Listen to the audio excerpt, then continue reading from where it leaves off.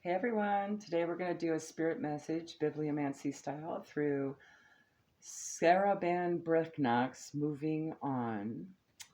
And I'll go ahead and roll the dice and see which page number Spirit wants us to get a message from. And if the number means anything, has any synchronicity for you in any way, shape, or form, great. Spirit, what guidance do you have for the general collective at this time for whom it will resonate for whenever the time is divine, please and thank you. All right. We have two.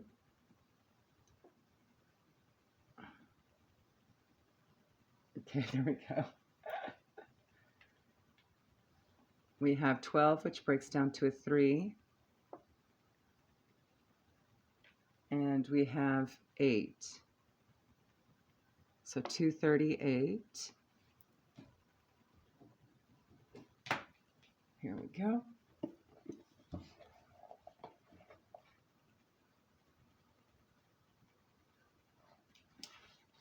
Starts on a whole new section called For All We Know. And there's a quote by Fanny Fern. The quote is, "The cream of enjoyment in this life is always impromptu.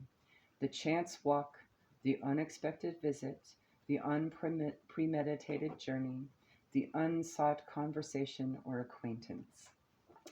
It was about 3 months before I left Newton's Chapel. My recuperation was very slow, but I was enjoying my home and began doing little things that I had not allowed myself to do for a decade. When life was not tidy, it was the small things that helped, taken one by one and savored, Rumor Garden had once reminded me.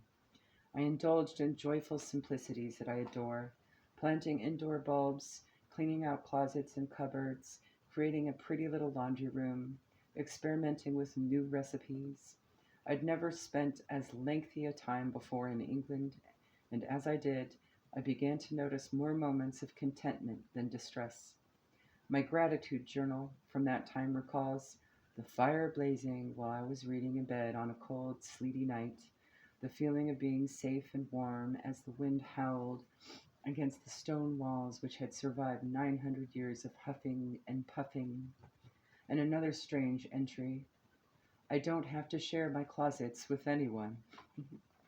Still, I was at such a loss to understand why the second head injury had happened.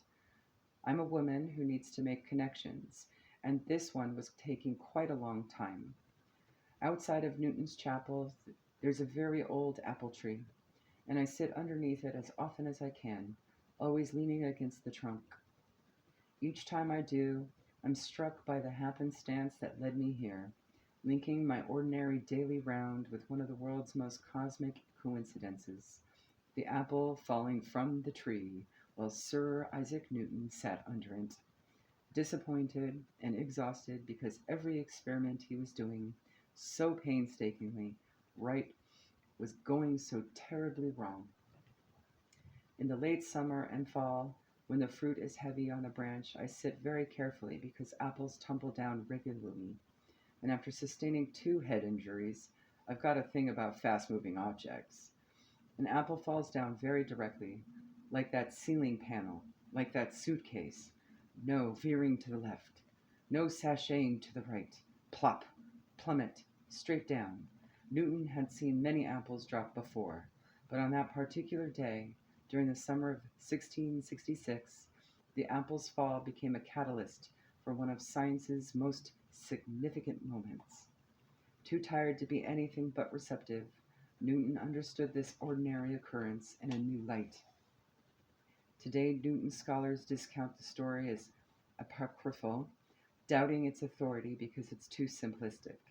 But it's fascinating to me that the word apocryphal, which comes to us from the Greek, originally meant hidden and secret, and indeed, Newton kept the story of the apple to himself for 20 years. Why had I tried so hard to keep the secret that I was just an ordinary woman who found grace in the miracle of gratitude, and then lost her way because she wasn't grateful, she was just human? I was so lonely now. Shudder and sigh, lonely. I was a woman born for relationships, and yet, to my great bewilderment, I was still alone.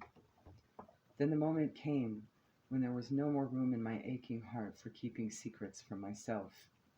To others, I had effectively hid my secret sorrow, but the emotional exhaustion of carrying and concealing my loneliness became more than I could bear alone. So I turned to spirit, knowing the transformative power of gratitude to redeem any situation, especially the impossible ones. I started a brand new gratitude journal. I began listing every reason I could think to be grateful for the second head injury, for this divine timeout, for the reversal of fortune, for being alone. There you go, guys. Have a good one. Bye.